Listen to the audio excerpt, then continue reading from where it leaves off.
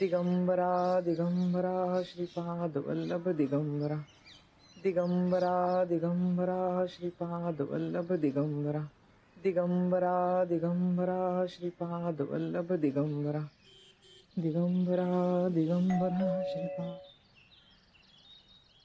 दिगंबरा दिगंबरा श्रीपाद वल्लभ दिगंबरा दिगंबरा दिगंबरा श्रीपाद वल्लभ दिगंबरा. मावशी ग काय हे धूर करून पळवायला मी काय डास आहे का तुला चावतोय? दिगंबरा अगं आय एम सॉरी, धूर नाही धूप धूप म्हणायचं होतं. वल्लभ दिगंबरा. हे बघ आज गुरुवार आहे आणि गुरुवारी कोणाला असं मारायचं नसतं. आणि मी एनिवे तुझी ती गुरुवार स्पेशल साबुदाणा खिचडी खायला आलोय. म्हणजे प्रसादच म्हण. आणि जो प्रसाद खायला येतो त्याच्यावर कोणी असं चिडतं का? हा, दिस इज व्हेरी बॅड. हा, व्हेरी बॅड. हा, व्हेरी. काय झालंय?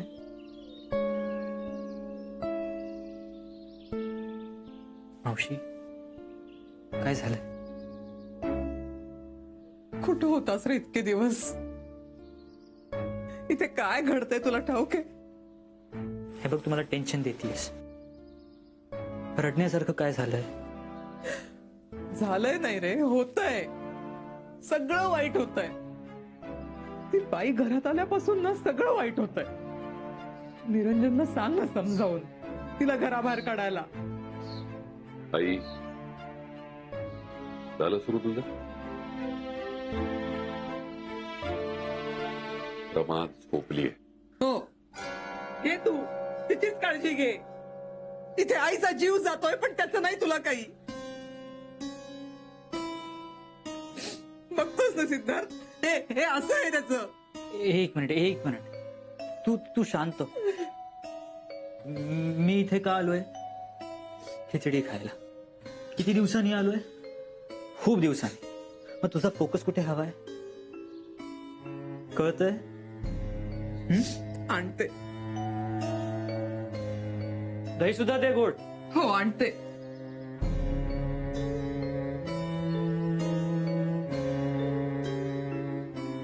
कधी आलास? आत्ता आलो. काय झालं? Anything serious?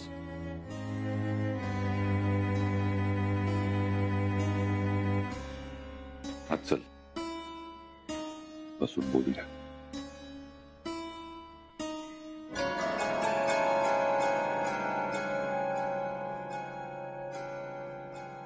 मोनू,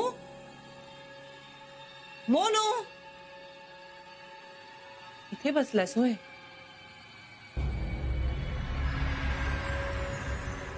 मोनू, मोनू,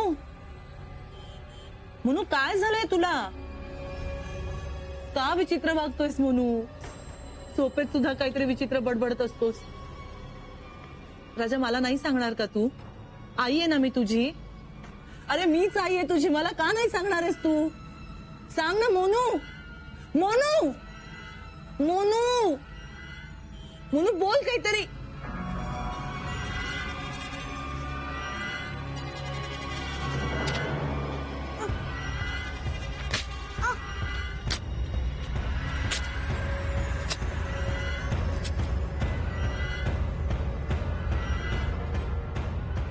मोनू, मोनू,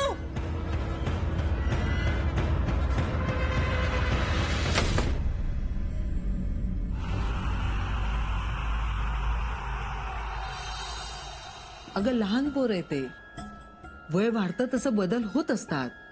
हट्ट, चिडचिड, राग करणारच. त्यात एवढं घाबरून जाण्यासारखं काही नाहीये. नाही तुम्ही म्हणताय ते अगदी खरंय साठे काकू. पण माझा म्हणून आधी असं वागायचं नाही. अलीकडे ना तो फारच विचित्र वागायला लागलाय. म्हणजे काही क्षणांसाठी मला असं वाटलं तो मला आईच मानत नाही त्याची. हे बघ काहीतरी बरळू नकोस. आमचे दादा म्हणायचे, मनुष्य मेला तरी आपल्या सख्याला विसरत नसतो कधी. हो पण ती महामाया आहे ना. आणि माझी खात्री आहे तिनेच माझ्या मोनूला काहीतरी केलं असणार. साठे काकू, मी तिच्या विरोधात जाऊन बोलले म्हणून ती माझ्या मोनूच्या मागे तर लागली नसेल ना? नाही त्रास द्यायचाच आहे तर मला दे म्हणावं. माझ्या मोनूला का? हे बघ शांत हो तू आधी. मी तुला हा अंगारा दिलाय ना, रोज मोनूच्या कपाळाला लावत जा आणि त्याच्या खिशात नाही तर दप्तरात ठेव एखादी पुडी, म्हणजे त्याला काहीही होणार नाही. ती बया त्याच्यापासून दूर निघून जाईल. तुम्ही म्हणताय तसंच होऊ दे. या जागेतनच बाहेर जाऊ दे ती बया. ती इथून जाईल की नाही मला माहिती नाही, कारण ती मंगल आहे. आणि आता माझी खात्री पटली, ती मंगलच आहे. Ridiculous, disgusting. तर 21st सेंचुरी मध्ये जगतोय आपण. काय चाललंय हे सगळं? मंगल वहिनींना जाऊन 3 वर्ष होत आली आहेत. 3 years दादा. प्लीज सांग, मंगल वहिनी आणि रमाचा काय संबंध आहे? काय कनेक्शन? हो पण दादा प्लीज, निदान तू तरी असं म्हणू नकोस की तुला सुद्धा असं वाटतंय की रमाच्या रूपात मंगल वहिनी परत आल्यात वगैरे. नाही रे, मला असं काही वाटत नाही. पण आई हे सगळं अंतिम सत्य असल्यासारखं वाटते. आणि तिला जे पटलंय ते ती मला पटवून देण्याचा प्रयत्न करते. हो, पण या सगळ्याचं कारण काय? आजूबाजूचे लोक, दुसरं काय नाही. नाही म्हणलं तरी रामाचं वागणं या सगळ्याला तितकंच जबाबदार आहे. रमा जबाबदार आहे म्हणजे? अरे म्हणजे कसं सांगू तुला आता? दादा, आपलं बोलणं या 4 भिंती आणि आपल्या दोघांपलीकडे जाणार नाही. Don't worry about it. पण जे काही आहे मला प्लीज फ्रँकली सांग. अरे रामाचं वागणं जरा विचित्र आहे. ते कोण्यात बोलणं वगैरे सगळं ठीक आहे, पण रात्री अपरात्री या गल्लीतनं फिरणं, विचारलं तर या रात्रीनं माझं घर गेलंय वगैरे वगैरे सांगणं आणि ते शोधतीये मी वगैरे सांगणं. मग लोक विचित्र अर्थ काढतात रे. लोकांनी ठिणगी टाकली आणि आईनं ती राग म्हणून डोक्यात घालून घेतली. बाकी काही नाही.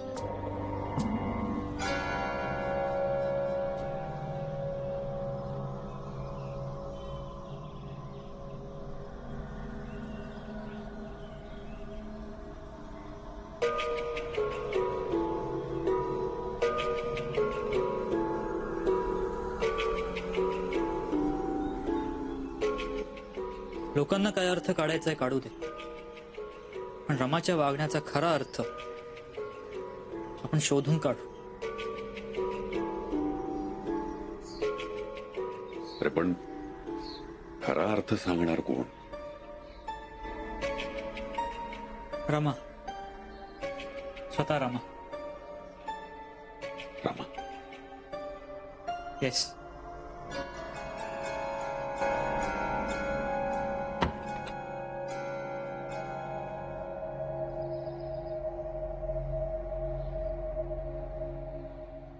मोनू,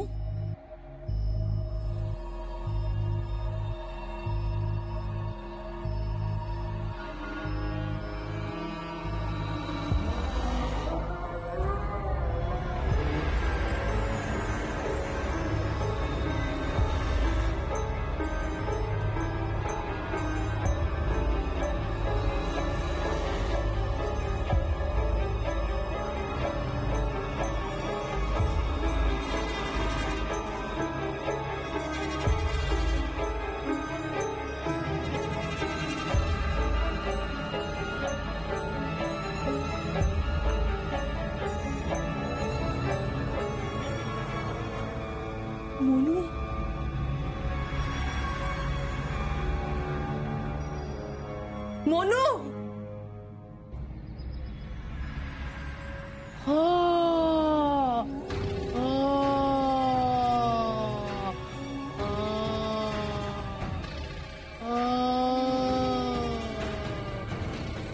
मोनू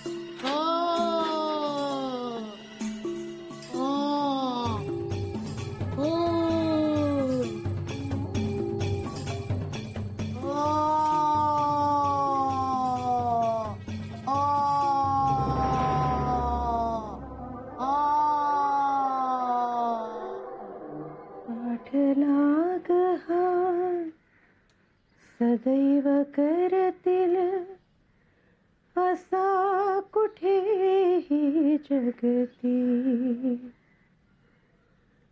या डोळ्यांची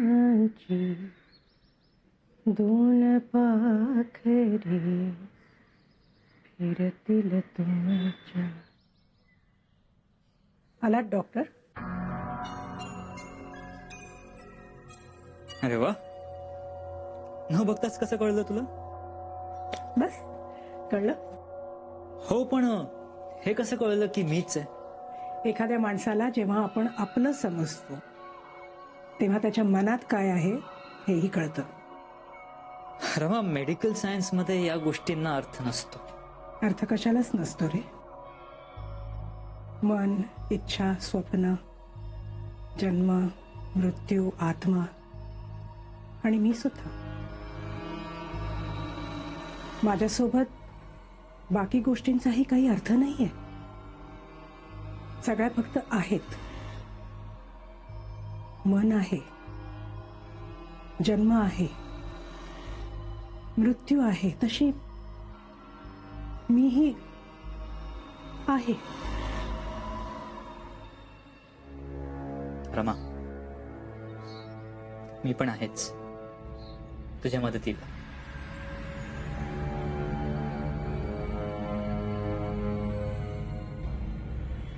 हे काही कळलं का रे माझ्या घराचं? अनफॉर्च्युनेटली नाही, पण हो, तुझ्याबद्दल काही गोष्टी कळल्या आहेत मला.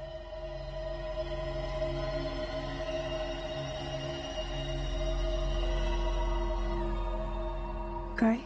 हेच की तू खूप सुंदर गातेस आणि आता तुला हे गाणं आठवतंय. आठवतंय म्हणजे? म्हणजे असं कोणीतरी असेल ज्याच्यासाठी तू हे गाणं गातेस. हे गाणं सोड, तू गायलेलं कुठलंही गाणं कोणाला तरी खूप आवडत असेल.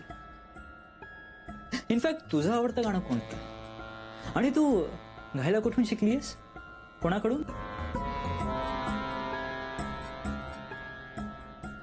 I am sorry Rama, actually excitement मध्ये मी तुझ्यावर प्रश्नांचा भडीमारच केला. Please relax. फ्रँकली रमा, मला इंटरेस्ट तुझ्या गाण्यात नाही, तुझ्या गोष्टीत. म्हणजे?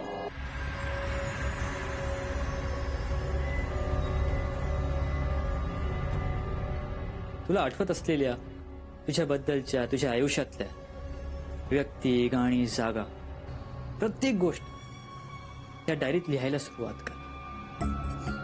कदाचित त्यातून आपल्याला एक लिंक सापडेल आणि मे बी तुझं घर शोधायला मदत होईल.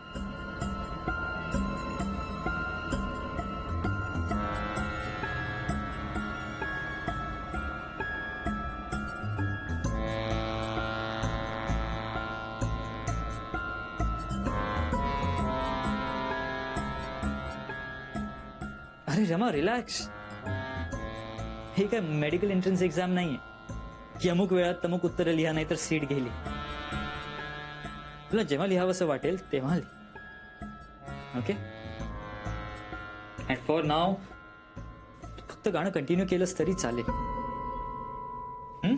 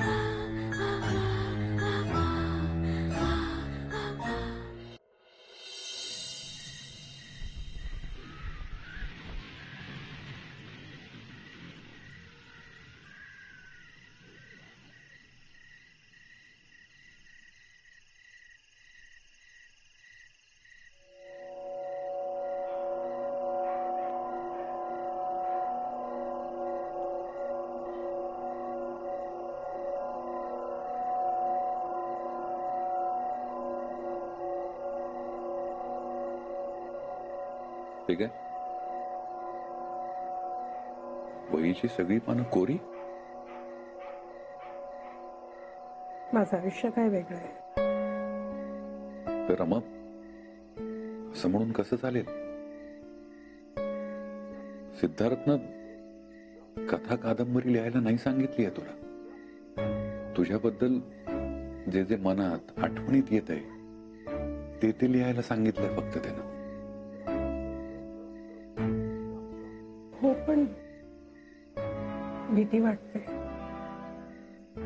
भीती? कसली भीती? मी आजपर्यंत जे जे आहे असं म्हणाले ते काहीच दिसत नाहीये मला. आणि माझ्याकडे काही पुरावेही नाहीयेत.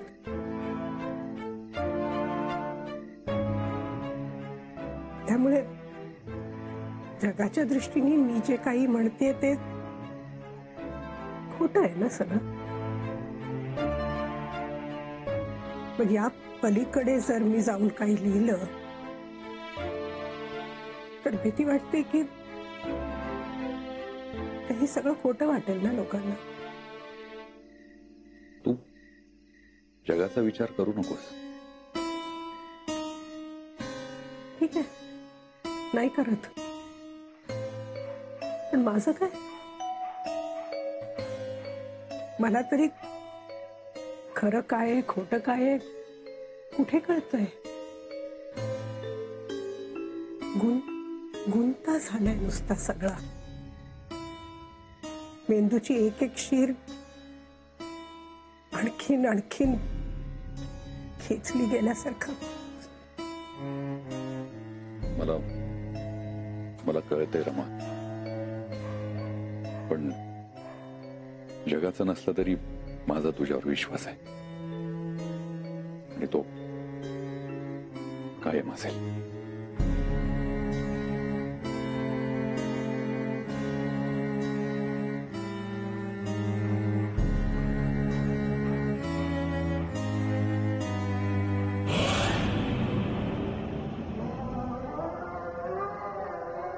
तुझी साथ असली ना तर मी माझं हरवलेलं चौकोनी कुटुंब नक्की परत मिळवेन. नक्की.